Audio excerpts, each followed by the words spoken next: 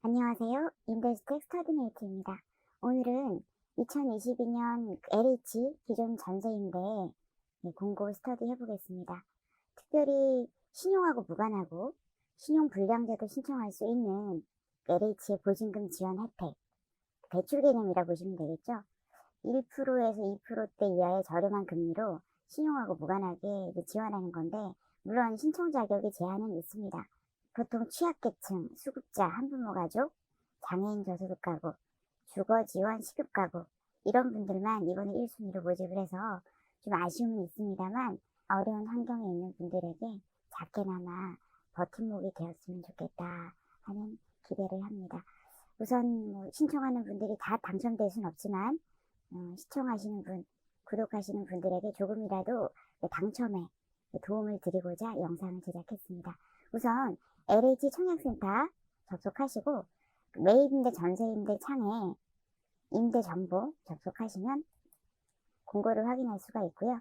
2022년 기존주택 전세임대 입주자 모집 공고, 지금 조회하시면 아마 정정 공고가 업데이트된 것 같은데요.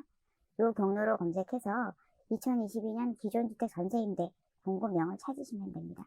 그렇게 해서 접속해서 공고 내용을 면밀하게 살펴보시고 자세하게 확인해 주시고요.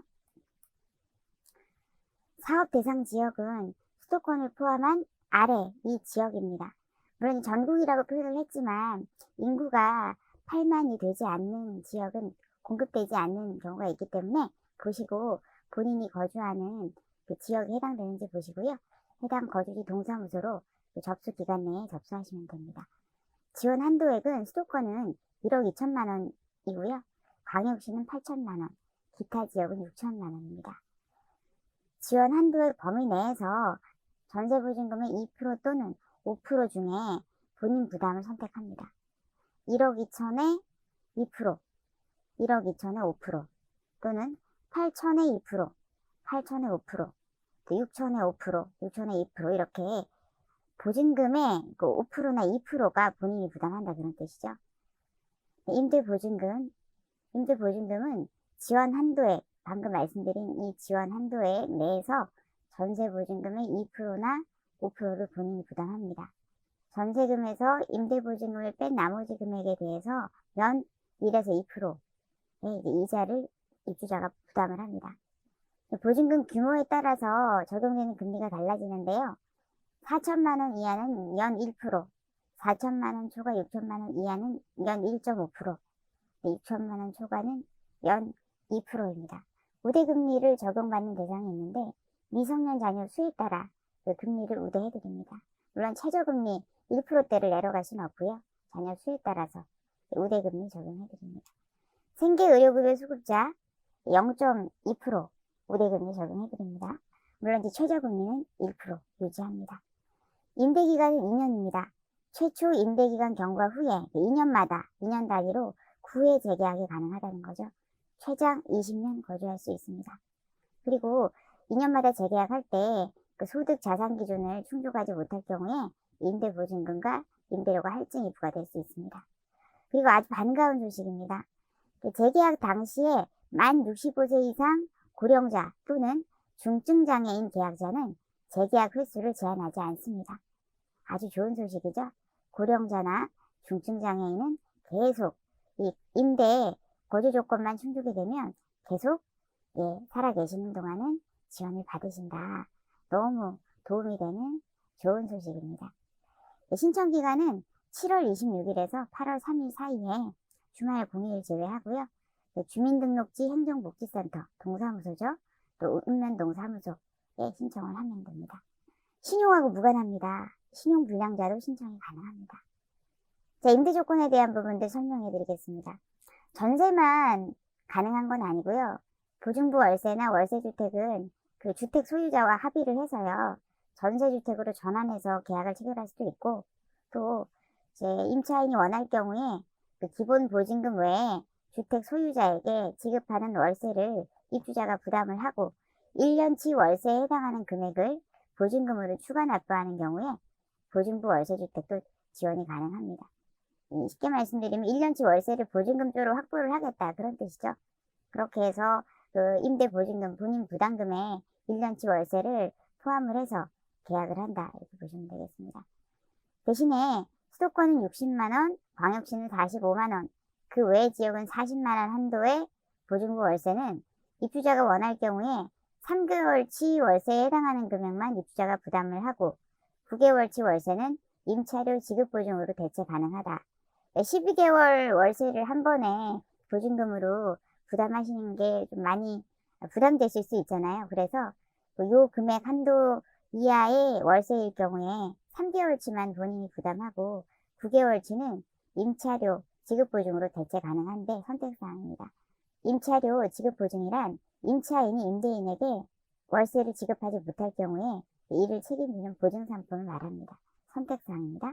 임대조건 어떻게 선정하는지 예시로 한번 보겠습니다. 예를 들어 전세보증금 1억 1천만원 주택을 전세임대주택으로 임차한 경우에 수도권이 1억 2천이 한도니까 1억 1천이면 수도권인 경우겠죠.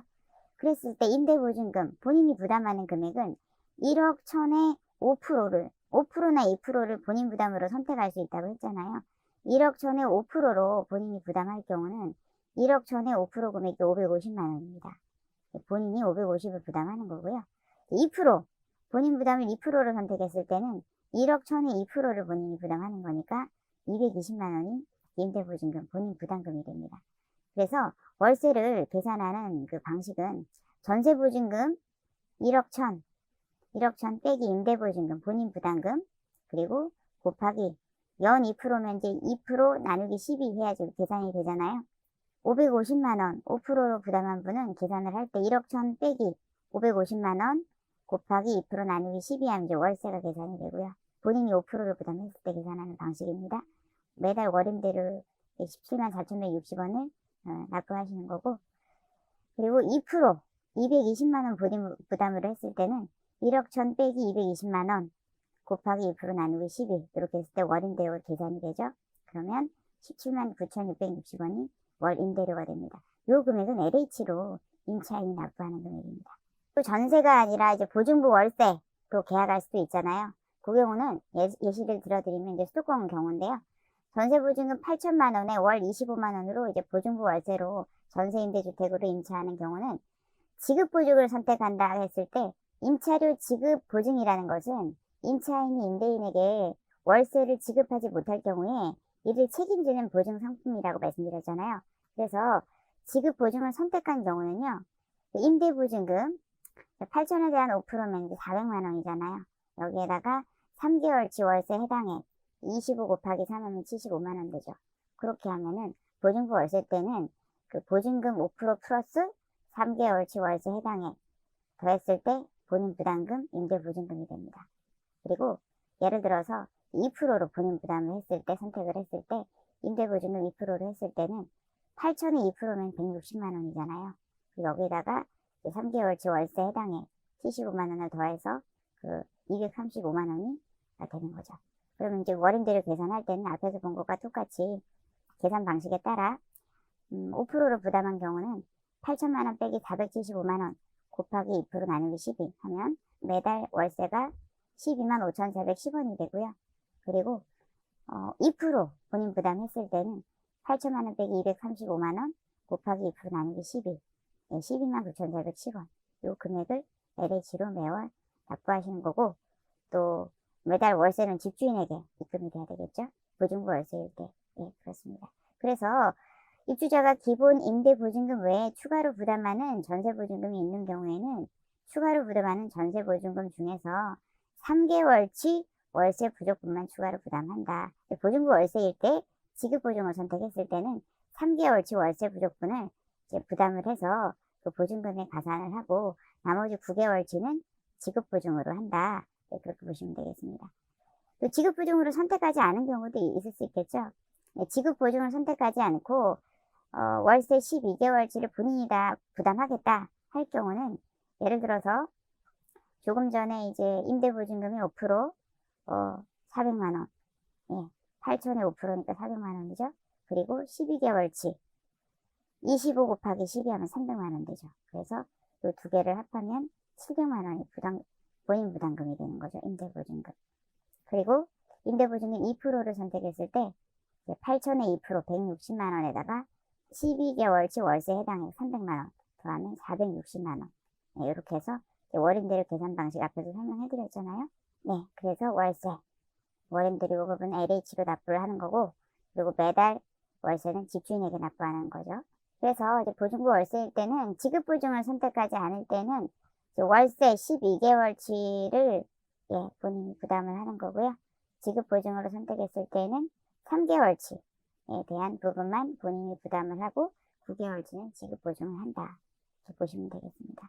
입주자격 선정순위, 모집공고일 2022년 7월 10일 현재 사업대상 시군에 거주하는 무주택 세대 구성원입니다. 앞에서 말씀드린 사업대상 지역이 있었잖아요. 그 대상 지역에 공고일 현재 주소가 전입돼 있어야 합니다. 그리고 등본에 가족 구성원 전체가 집이 없어야 합니다. 그런 분들 중에서 수급자 증명서가 발급되는 분, 생계급여, 의료급여 수급자 증명서 발급되는 분, 그리고 보호대상 한부모 가족 증명서가 발급되는 분. 주거지원 시급가구 보겠습니다. 주거지원 시급가구는 국민기초생활보장법 제2조 1호 또는 제10호에 해당하는 자, 이 부분에 해당하는 분들은 수급자 차상위 계층을 말합니다. 그리고 이분들 중에서 소득 대비 임차료, 월세의 비율이 30% 이상인 자를 말하고요. 임차료는 공고일 직전에 6개월 동안의 평균 금액으로 하고, 임차 보증금은 연 4%의 비율로 임차료에 합산을 해서 계산을 해야 됩니다. 소득 대비 임차료 비율을 계산하는 방식을 예시로 설명을 드리겠습니다. 예를 들어 월 소득이 100만 원이고 임차 보증금이 1000만 원에 월세 40만 원이다 할 경우에 임차료 비율을 한번 계산해 보겠습니다. 임차 보증금은 우선 연 4%의 비율로 임차료에 합산한다고 했잖아요. 그래서 임차 보증금이 1000만 원이었습니다. 1000만 원 곱하기 4% 나누기 12 해야지 연 4% 비율이 되는 거잖아요. 그러면 이제 33,333원이 계산이 됩니다. 월세 40만 원 더하기 임차료, 임차 보증금을 연 4%의 비율로 임차료에 합산해야 되니까 요 금액 이렇게 더하고, 그럼 43만 3,333원이 이제 임차료가 됩니다. 실제로 소득이 100만 원이고 임차료가 43만 3,333원이면 거의 43%잖아요. 소득 대비해서. 그러니까 이런 경우는 이제 비율이 30% 이상이다 이렇게 보시면 되고, 뒤에 가서 설명하겠지만 임차료 비율이 높을수록 배점을 더 드리니까 이런 경우에는 본인들이 계산하는 방법을 아셔야, 동사무소 가시면은 사회복지과 직원들이 도와주시긴 하겠지만 그래도 본인의 것을 잘 지키고 또 실수하지 않기 위해서는 알고 계시면 더 효과적이겠죠. 주거급여 수급자 같은 경우에 임차료는 주거급여액을 차감한 금액을 말하니까요. 그럼 예시로 드린 이 금액에서 예를 들어 주거급여비를 한 20만 원 지원받고 계신다. 그럼 이 금액에서 주거급여비를 빼고 임차료 비율을 계산을 해야 되겠죠. 부양 의무자와 체결한 임대차 계약에 따른 임차료는 인정하지 않는다. 가족 범위에 드는 분들과 체결한 임대차 계약은 인정하지 않겠다는 뜻입니다. 장애인도 이제 포함을 하는데, 장애인은 저소득 장애인에 해당되고요. 장애인 등록증이 교부된 자, 장애인 증명서가 발급돼야 되고, 지적 장애인이나 정신장애인, 그리고 제3급 이상의 뇌병변 장애인의 경우에는요, 배우자를 포함합니다. 배우자가 신청할 수 있다는 뜻입니다. 이 분들 중에서 전년도 도시근로자 가구원수별 가구당 월평균 소득의 70% 이하인 자, 그리고 영구임대 자산을 충족하는 장애인분이면요, 1순위로 신청할 수가 있습니다. 영구임대 자산 기준은 총 자산 가액이 2억 4,200만 원 이하여야 되고요. 자동차는 3,557만 원 이하여야 됩니다. 물론 이제 비영업용 승용차 기준인데, 장애인 등록 차량이나 유공자 보철 차량 있지 않습니까? 그런 경우는 자동차 가액에서 제외를 합니다. 가구원수별 70% 이하 금액 참고하시면 됩니다. 1인 가구, 2인 가구, 요 금액 이하면은 이제 70% 이하에 해당이 돼서 신청할 수가 있습니다. 주거지원 시급가구 좀 어렵잖아요. 본인이 주거지원 시급가구인지 헷갈릴 수 있기 때문에 설명을 한 번 더 드리면, 우선 수급자 증명서가 발급돼야 됩니다. 주거급여 수급자. 물론 이제 생계급여, 의료급여는 이런 부분이 아니어도 1순위가 되잖아요. 생계급여, 의료급여 수급자가 아닌 수급자면 이제 주거급여 수급자에 해당되겠죠. 그리고 차상위 계층은 아래 이런 서류들이 이제 발급이 되면 되고요. 이런 분들 중에서 소득 대비 임차료 비율이 30% 이상인 자가 주거지원 시급가구입니다. 임차료 비율을 계산하는 방법은 방금 앞에서 설명을 들었으니까 꼭 계산 방식에 따라 한번 계산해 보시고요. 그래서 이런 분들은 이제 확정일자가 날인된 계약서, 나중에 이제 서류 제출할 때 필요합니다. 공고일 이후에 확정일자 부여받은 임대차 계약서도 접수 가능하다고 합니다. 주거급여 수급자의 경우에 임차료는 주거급여액을 차감한 금액입니다. 부양 의무자와 체결한 임대차 계약에 대해서는 인정하지 않는다. 네, 경합시 입주자 선정 방법 보겠습니다. 1순위 분들만 경합을 하기 때문에 경쟁이 좀 치열할 수가 있고, 그러나 1점이 중요한 부분이니까요. 1점 때문에 당락이 왔다 갔다 하니까 꼭 본인이 이제 점수를 받을 수 있는 부분인데도 불구하고 모르셔서 또 세밀한 부분을 놓치셔서 낙첨되는 일이 없도록 지금부터 설명드리는 내용들을 집중해서 경청하셔서 본인에게 해당되는 것들은 꼭 체크를 해서 신청을 할 때 점수를 놓치지 않도록 하셔야 되겠습니다. 경합시 입주자 선정 방법은 동일 순위 내에서 경쟁이 있을 때 아래의 배점 항목에 의해서 점수를 합산한 점수, 고득점자 순으로 입주자를 선정을 하는데, 동일 점수인 경우는요, 배점 항목의 5항과 6항의 가점 합계가 높은 순으로 선정을 하고요. 또 5항, 6항의 가점 합계가 똑같은 경우는, 동일한 경우는 사업 대상 지역의 전입일이 빠른 순서대로 입주자를 선정을 합니다. 우선 배점 항목 보겠습니다. 최근 3년간 국가 또는 지방자치단체가 운영하는 자활 프로그램 사업에 참여한 기간이나 취업, 창업을 통해서 경제활동에 참여한 기간을 이제 합산한 총기간인데요. 신청자에게만 해당되는 게 아니라 공고일 현재 신청자의 등본에 등재되어 있는 세대 구성원을 합산합니다. 그래서 세대원이 경제활동 또는 자활 프로그램에 참여한 기간도 포함을 한다는 거죠. 그리고 연속이 되지 않아도 되고, 연속되지 않아도 최근 3년간의 그 경제활동, 자활 프로그램에 참여했던 기간을 합산합니다. 세대안이 참여한 기간도 포함을 하고요. 예를 들어서 신청자가 경제활동을 하고 세대원도 동시에 했다고 하면 두 분의 걸 합산하는 거죠. 띄엄띄엄 했더라도 3년 안에 있는 것들은 다 플러스해서 합산합니다. 취업이라고 하면은 4대 보험에 가입한 사업장인 사업주와 근로계약을 체결하고 임금을 목적으로 근로를 제공하는 걸 말하는데, 취업을 통해 경제활동 참여한 기간은요, 국민연금관리공단, 국민건강보험공단, 근로복지공단 등을 통해서 이제 확인할 수 있고, 자활 프로그램에 참여한 기간은 자활 프로그램 참여증명 서류는 이제 동사무소 지자체에 해당 그 담당자에게 발급을 요청하시면 되고, 취업에 대한 건 보통 건강보험 자격 즉시 확인서로 확인할 수 있습니다. 그리고 창업이라 그러면은 이제 사업자가 해당되는 거잖아요. 사업자 등록증 사본, 그리고 소득금액 증명서, 최근 3년 이내, 3년간 연속되지 않아도 합산되니까요. 본인과 세대원을 포함하니까 꼭 면밀히 가족분들하고 의논하셔서 이런 내용들이 있으면 꼭 제출하셔서 점수를 받으셔야 되겠죠. 한 달이라도 1점, 12개월 미만이면 무조건 1점입니다. 12개월을 꽉 채우지 않아도 12개월 미만 한 달만 하더라도 1점입니다. 12개월 이상 24개월 미만이면 2점입니다. 24개월 이상이면 3점입니다. 꼭 챙기셔야 되겠죠?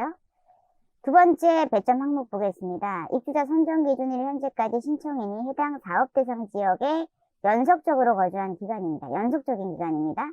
5년 이상 3점, 3년 이상 5년 미만 2점, 3년 미만 1점입니다. 부양가족 수, 신청자 본인을 제외한 무주택 세대 구성원이 부양가족이죠.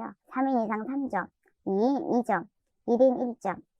별도 가점 보겠습니다. 민법상 미성년 자녀가 있는 경우에 점수 보시고, 65세 이상 직계존속을 부양하는 경우, 단 65세 이상 직계존속은 신청일과 동일한 세대별 주민등록표상에 세대원으로 등재되어 있어야 됩니다.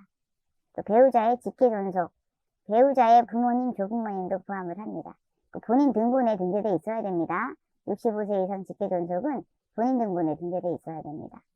그리고 세대주를 포함한 가족 구성원 중에서 중증장애인이 있는 경우에 또 점수를 추가로 더 드립니다. 네 번째 배점 항목, 청약저축 또는 주택청약 종합저축 납입배차에 따라서 점수를 가산해 드립니다. 납입배차는 납입인정회차를 기준으로 하기 때문에 납입인정회차는 해당 가입 은행으로 가셔서 납입인정회차 증명서를 발급받으면 됩니다. 나중에 동사무소로 서류 제출을 해야 되니까요. 해당 은행 가셔서 납입인정일자 증명서를 발급받으시는데, 발급받으실 때 발급관리번호, 이 번호를 은행에 보여주셔야 됩니다. 그러면 이 발급관리번호에 해당되는 납입인정일자 증명서를 발급받을 수 있습니다. 반드시 신청인 명의의 통장만 인정합니다. 이 경우는 세대원을 포함하지 않습니다. 반드시 신청인 명의의 통장이라야지 인정을 하고, 회차에 따라 점수를 받을 수 있습니다. 배점 항목 5번 보겠습니다. 현재 살고 계신 거주지의 그 주거 기준이 전용 입식 부엌, 전용 수세식 화장실을 구비하지 못한 주택에 거주하는 경우인데 4점, 전용 입식 부엌, 전용 수세식 화장실 중에 어느 하나를 구비하지 못한 경우에 2점인데 어떻게 증빙하냐면요. 현재 거주지 주소가 확인될 수 있는 사진, 그리고 부엌과 화장실 사진을 각각 한 부씩 사진을 찍어서 제출해 주시면 됩니다. 그리고 보장시설에 거주하는 자는 해당이 되지 않고요. 공고일 현재 3개월 이상 가나 남옥에 해당하는 곳에 거주한 경우에 인정을 하는데, 최근 1년간의 거주기간을 이제 합산할 수 있다고 합니다. 연속되지 않더라도 최근 1년간의 이제 거주한 기간을 합산을 해서 3개월 이상이 되면 점수를 받을 수 있습니다. 6번 배점 항목 보겠습니다. 소득 대비 임차료 비율. 앞에서 임차료 비율 계산하는 방식을 설명드렸잖아요. 그 방식대로 본인의 임차료 비율을 계산을 해보시고 선택을 해주시면 되겠고, 주거급여 수급자 같은 경우는 이제 임차료는 주거급여액을 그 임차료에서 차감합니다. 차감하고 이제 비율을 계산해야 되겠습니다. 그리고 부양의무자면 거의 본인의 직계가족들이겠죠. 그분들과 체결한 임대차 계약은 인정하지 않습니다. 순임의 경쟁에 있을 때는 배점의 합산이 높은 분이 이제 당첨이 되는데, 그 배점이 똑같을 때는 5항과 6항의 합한 점수가 높은 분이 이제 선정이 되는데, 이 5항과 6항의 점수가 동일할 경우에, 그럴 경우는 사업 대상 지역의 전입일이 빠른 순서대로 입주자를 선정합니다. 그만큼 5항과 6항을 비중을 많이 둬서 이제 주거가 열악하고 또 임차료 비율이 월세 부담이 많은 분들에게 지원을 좀 하겠다, 그런 이제 방침을 이제 알 수가 있겠죠. 지금까지 영상 함께 시청해 주셔서 감사합니다. 이 영상을 토대로 해서 전세임대 당첨되시는데 큰 도움이 됐으면 좋겠고요. 당첨되고 나서도 주택을 물색하고 하는 동안에 많은 어려움이 있지만 포기하지 마시고, 이렇게 저렴한 금리를 지원하는 것은 너무나 큰 혜택이기 때문에 주택 물색은 어려울 수 있겠지만 최선을 다해서 또한 주택 물색하셔서 반드시 입주까지 성공하시는 시청자, 구독자분들이 되시기를 화이팅하며 응원하겠습니다. 시청해주셔서 감사합니다. 다음 영상에서 뵙겠습니다.